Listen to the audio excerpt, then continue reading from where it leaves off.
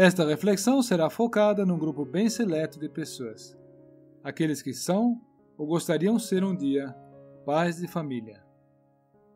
E a ênfase que queremos dar a esta reflexão será voltada para esse grupo específico no qual estamos focados. Bem, mas se você não se enquadra nesse grupo de audiência no qual temos colocado o nosso foco, se você não é pai e nem tem condição de ser porque é mulher, você está convidado a ouvir também. Junte-se a nós, ache uma cadeira bem confortável, sente-se e fique com a gente. Vamos contemplar juntos alguns aspectos da vida desse ser humano que é o ancestral que todos nós temos em comum. Noé era um pai de família e ele era temente a Deus. Os tempos em que vivia não eram tempos fáceis, não. Era grande a maldade e a violência dos homens nos dias de Noé. E foi por isso que Deus decidiu destruir toda a humanidade com o dilúvio. Contudo, não o fez sem primeiro adverti-la seriamente. Com paciência e amor, deu-lhes ainda 120 anos mais para que se arrependessem e se convertessem. Em 1 Pedro 3,20, a Escritura faz menção da paciência de Deus que aguardava nos dias de Noé.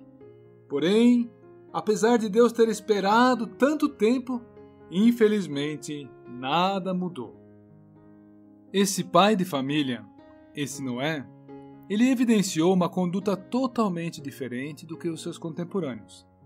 Ele andava com Deus. Era um homem justo e irrepreensível.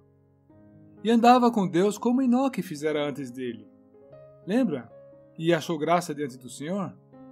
Contudo, a oferta da graça de Deus não se destinava somente a Noé. Destinava-se também à sua casa, à sua esposa e filhos. Muitas vezes encontramos na Bíblia a expressão tu e tua casa. Deus não quer salvar somente indivíduos. Ele quer salvar casas inteiras, famílias inteiras. Mais adiante na história humana, no tempo de Abrão, quando Deus fez cair juízo sobre Sodoma, ele decidiu salvar Ló.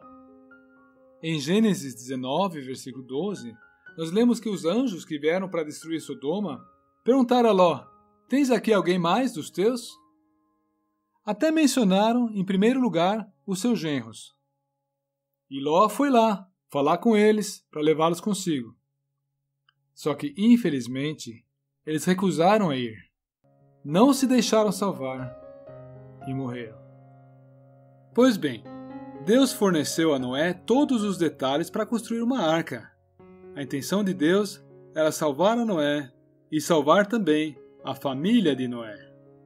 Em Gênesis 7, versículo 1, nós lemos que quando a arca estava pronta, Deus disse a Noé: entra na arca, tu e toda a tua casa. E Noé entrou na arca com sua esposa, seus filhos e as esposas de seus filhos. E assim se salvaram todos. Os filhos e as noras já eram todos adultos. Eles já tinham mais ou menos 100 anos de idade. Mas é muito bonito ver aqui a atitude de todo esse pessoal de Noé. Aliás, bem diferente daquela dos genros de Ló, né?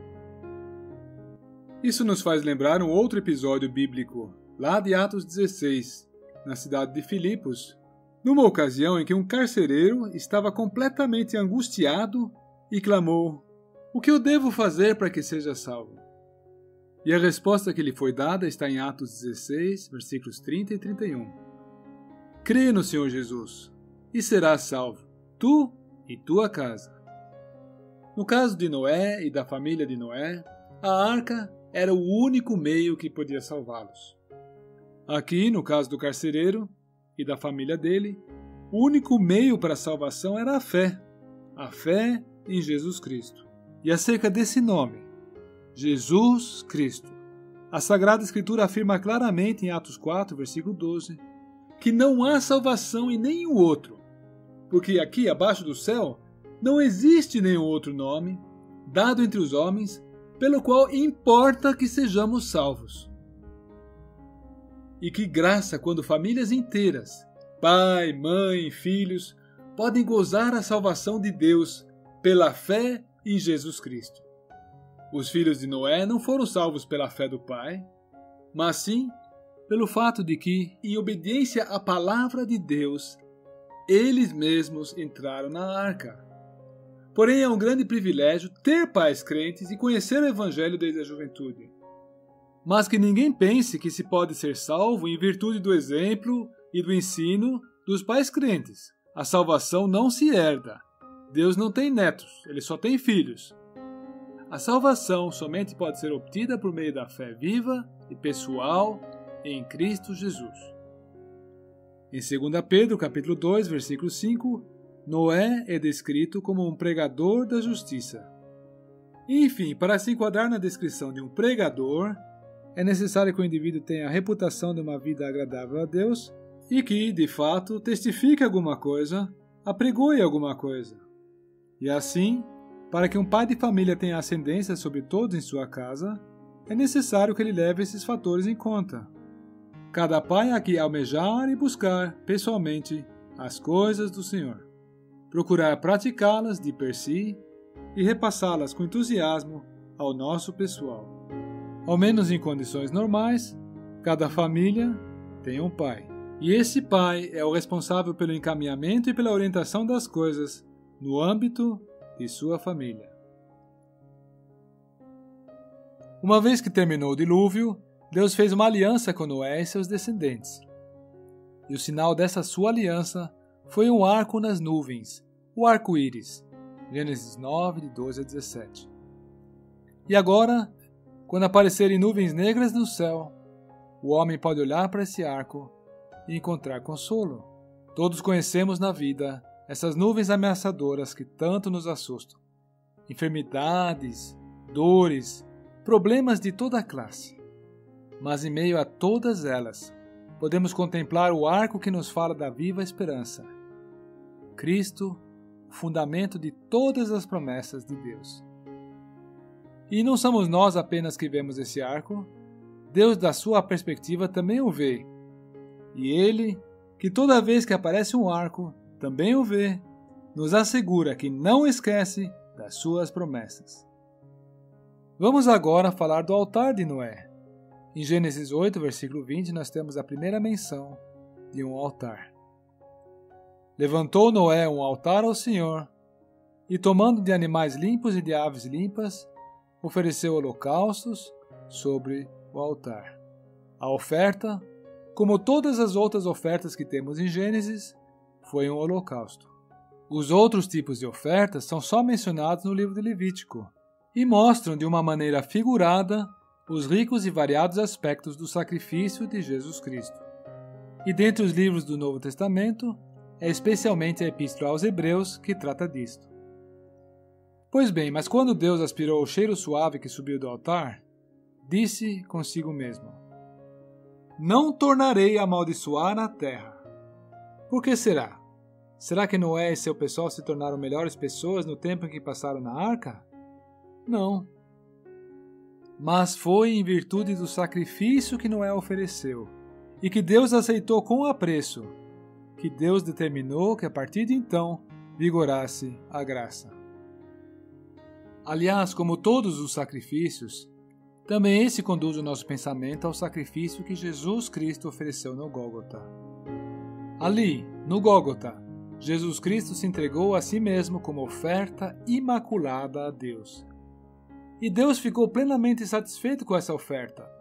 E Ele foi glorificado mediante esse sacrifício. A oferta que Cristo apresentou foi, acima de tudo, para glorificar a Deus. Mas há ainda um outro aspecto no sacrifício de Cristo, que é o fato de Ele ter se oferecido por nós. E só em virtude desse sacrifício é que Deus também pode considerar a nós aceitáveis. Leia em Efésios 1, versículo 6. Pois bem, depois da nossa conversão, nós não passamos a ser melhores em comparação com os incrédulos. Assim como, de igual forma, aquelas 8 pessoas que entraram na arca não melhoraram depois de atravessar o período do dilúvio. Então eu vou repetir porque esse conceito é muito importante. Graças ao sacrifício oferecido, Deus foi favorável a Noé. E quanto a nós também, em virtude do sacrifício de Cristo, é que Deus nos considera aceitáveis a si. Deu para entender? E nesse aspecto em especial, dá gosto de recordar a família de Noé. Ela foi salva e abençoada pela graça e estava reunida ao redor do seu altar. Poderíamos chamar esse altar de altar familiar. E seria um momento ideal de indagar a nós mesmos se temos um altar semelhante em nossa família. É claro que eu não me refiro a um altar no sentido literal. Mas a pergunta é: reservamos ainda um tempo para sentarmos juntos, pais e filhos, ao redor da palavra de Deus, para receber dela consolo e ensino? Agradecemos juntos pelas bênçãos que recebemos do Senhor? Oramos juntos uns pelos outros e pelos demais também? Se temos esse bom costume, não deixará de haver preciosos resultados. E se for o homem da casa que estiver encabeçando esse procedimento, certamente reverterá em mais amor e estima por sua esposa, e isso servirá de exemplo para os filhos, de maneira que eles também aprenderão a se amar e cuidar uns dos outros. Agora, se o quadro for diferente, se os afazeres da vida diária, o trabalho, as obrigações, os estudos, tudo coisas legítimas, mas se isso nos levar a descuidar do serviço devido a Deus, as consequências serão tristes, serão lamentáveis. E é justamente por isso que a vida familiar em muitos lares não manifesta o caráter de uma família cristã. Falta um altar naquela casa. O trecho bíblico de Gênesis 9, versículo 18 a 28, marca mais um capítulo da história de Noé e de sua família. E dessa vez alguma coisa saiu fora dos trilhos. O pai, em vez de ser um modelo, caiu em pecado. Pela falta de domínio próprio, ele se embriagou. Ficou bêbado. E agora, quando o pai dá mau exemplo aos filhos, será que ele pode esperar respeito e reverência? O filho mais moço de Noé agora demonstra claro menosprezo. Diverte-se ao relatar o que viu aos irmãos. Ele viu o pai bêbado. A palavra de Deus não ensina que os filhos devem honrar os seus pais só quando esses merecem, mas sempre. Deus deu aos pais uma autoridade que os filhos têm de respeitar, mesmo quando isso lhes parecer difícil. Cã, o filho mais moço, foi castigado por Deus devido a isso. Os outros dois irmãos, Sem e Jafé, se entristeceram muito por causa do comportamento de seu pai. Mas o amor cobre todas as coisas. O amor cobre uma multidão de pecados. Eles mostraram amor e respeito e foram recompensados com a bênção que o pai lhes deu. Queira Deus que essa reflexão sobre a vida de Noé, em especial à frente de sua família, possa nos inspirar a nos orientar segundo os parâmetros da palavra de Deus e que isso redunde em resultados positivos e bênçãos, particularmente para você, bem como a sua família. O meu carinho especial vai para todos vocês que, assim como eu, são pais de família. Estamos no mesmo barco, não é? Espero que sim. Espero que seja na arca da salvação, que é uma figura da pessoa do Senhor Jesus.